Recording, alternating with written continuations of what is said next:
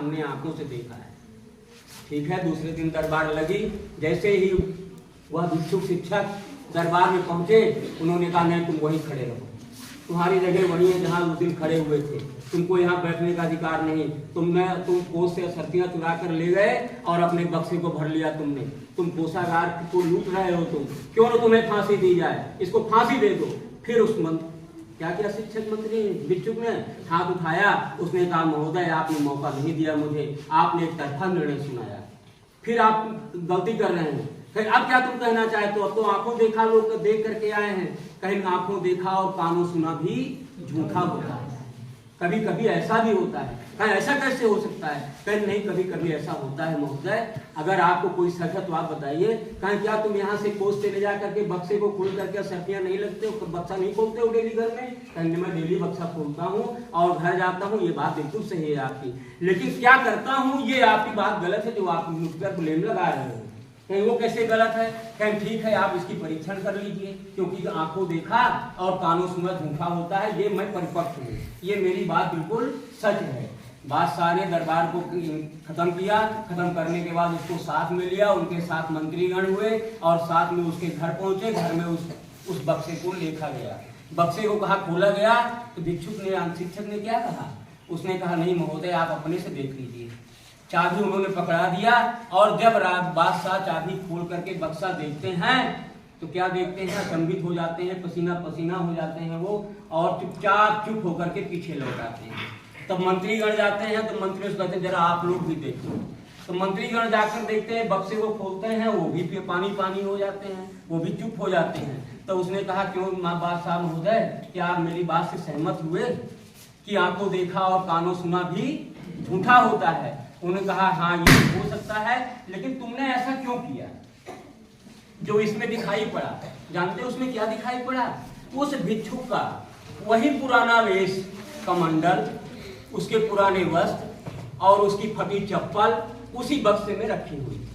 ये कहा, उसने कहा महोदय इसी को देखकर मैं जाता था और लौट करके इसी को देखता था, इसलिए मैं अपने कार्य में सफल हुआ। राधा कृष्णन जी एक शिक्षक होने के बाद राष्ट्रपति, उपराष्ट्रपति बने, राष्ट्रपति बने, देश में शिक्षण का संचालन किया, लेकिन उन्होंने अपने शिक्षक जीवन भाव को नहीं भूला। और जैसे ही उनका जन्मोत्सव मनाने की बात आई, उन्होंने अपने शिक्षकों को ही उसको समर्पित कर दिया। प्यारे बच्चों, हम लोगों की वही स्थिति है, जिस क्लास में हम लोग पढ़ते थे उसी क्लास के आप लोग स्टूडेंट हो, और उसी क्लास में जब हम लोग जाते हैं तो उसी वेशभूषा में जाते हैं जिस वेशभूषा में हम उस क्लास में बैठे हुए थे। जो हम लोगों को अच्छा लगता है वही हम लोग अच्छा करने का प्रयास करते हैं, जो हम लोगों को बुरा लगा वो हम भूल गए हैं। इसलिए हम लगता है आपको चुंबक की तरह दिख रहे हैं, जैसे मेरे शिष्या ने अभी इंगित किया, हम उसे बधाई देते हैं, उसे धन्यवाद देते हैं कि आपने गुरुओं की शक्ति को पहचाना है, और जो गुरुओं की शक्ति को पहचाना है वही गुरु बना है।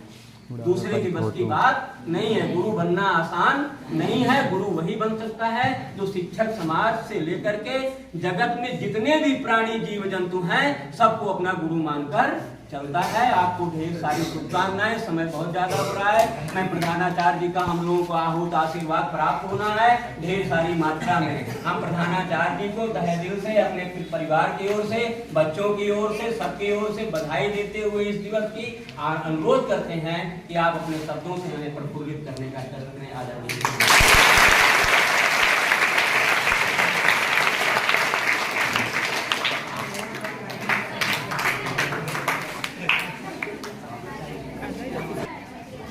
आप लोगों को ये सौभाग्य प्राप्त हुआ कि आज हम लोग शिक्षक दिवस मनाने के लिए सब लोग एकत्रित हुए, और आप लोगों ने एक बहुत अच्छा मंच तैयार किया। इसके लिए तमाम शिक्षकगण और आप लोगों को बहुत बहुत बधाई। इतने कम समय में आप लोगों ने इतना अच्छी व्यवस्था की, सबके लिए इसके लिए बधाई। जहाँ तक शिक्षक दिवस की बात है, शिक्षक से बड़ा इस संसार में कोई शब्द ही नहीं है। सभी पाठों ने बताया कि दीपक की तरह जलता है, तो दीपक के नीचे तो हमेशा अंधेरा रहता है। शिक्षक अपने को तपाता है, तपाने के बाद तब आपको स्वर्ण बनाता है, और जब आप मार्केट में जाते हैं अपनी एक पहचान बनाते हैं तो शिक्षक भी गौरवान्वित होता है। आप सफल होते हैं, तो शिक्षक का भी सर ऊंचा होता है। लेकिन वहीं कहीं अगर कोई कुकृत्य करते हैं, कोई गंदा काम करते हैं, तो शिक्षक का सर भी झुक जाता है। तो हम यही चाहेंगे कि आप लोगों ने शिक्षक के जो भी आपके उपदेश दिए हों, शिक्षा दिए हों, जो भी चीज दिए हों, उसके अच्छाई पर अमल करें। शिक्षक कभी नहीं चाहता कि हमारा बच्चा कहीं नीचे जाए, क्योंकि शिक्षक वो भली बात जानता है कि किस परिस्थिति में आप हैं। जहाँ पे आप बैठे हैं, बिना यहाँ बैठे हम लोगों की जगह कोई नहीं बैठ सकता। यहाँ हम लोग बैठे हैं, आने वाले समय में आप ही लोग यहाँ बैठेंगे। तो आप लोग आने वाली पीढ़ी के कर्णधार हैं। तो ऐसा कोई काम न करें कि जिससे आपके परिवार या आपका समाज में स्थान नीचे जाए। आप अच्छा काम करें। कबीर दास ने जिसे बताया, वैसे हम लोग बताया था कि गुरु गोविंद और खड़े भाई, उन्होंने पहला शब्द गुरु को चुना, गोविंद को नहीं चुना। चाहते तो उस दोहे में पहले गोविंद शब्द को रखते, लेकिन कबीर दास ने यहाँ ये दिखा दिया कि हम गुरु ही शब्द को पहले रख रहे हैं। और गुरु का अर्थ ही होता है बड़ा। जब वह बड़ा है तो सब उससे छोटे ऑलरेडी हैं। और सबसे बड़ी गुरु की महत्ता ये है कि जब ईश्वर भी इस धरती पे अवतार लेते हैं तो बिना गुरु को कोई काम नहीं कर सकते हैं। वो चाहे श्री रामचंद्र जी हो, श्री कृष्ण जी हो, या महान पुरुष हो, महात्मा गांधी हो, सुभाष चंद्र बोस हो, क्रांतिकारी जितने भी हैं, बिना गुरु के कोई कुछ कार्य कर ही नहीं सकता। कर सकता कोई? किसी ऐसे प्राणी का नाम बताओ कि जो अच्छा कार्य किया हो और गुरु के बिना किया हो। एकलव्य भी महान धनुर्धर था, तो अप्रत्यक्ष रूप से गुरु किसको माना था?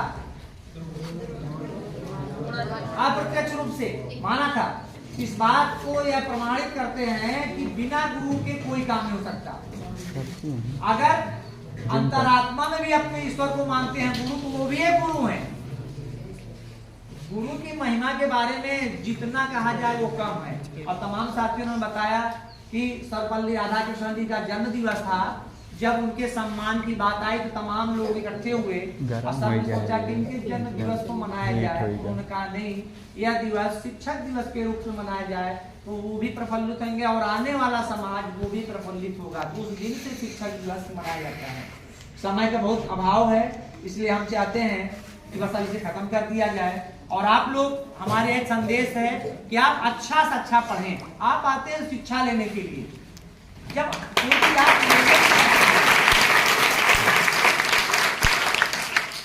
आप अपने कार्य में सार्थक हो जाएं, तभी उद्देश्य की प्राप्ति है। जिस उद्देश्य से आप आए हैं, अगर अच्छी शिक्षा लेके गए तो हमारा भी कार्य, हमारे साथियों का भी जो कार्य है वो प्रशंसनीय होगा। अन्यथा आप केवल समय से आए गए, इधर उधर किया, उससे कोई फायदा नहीं है। आप अपने को धोखा दे रहे हैं, अपने परिवार को धोखा दे रहे हैं। ऐसा काम न करें। खूब मन लगा के पढ़ें, तभी हम लोगों का सम्मान है। और जब आप आगे बढ़ेंगे, आपका सम्मान होगा तो हमारा भी सम्मान है। बस इन्हीं से मैं खत्म करता हूँ।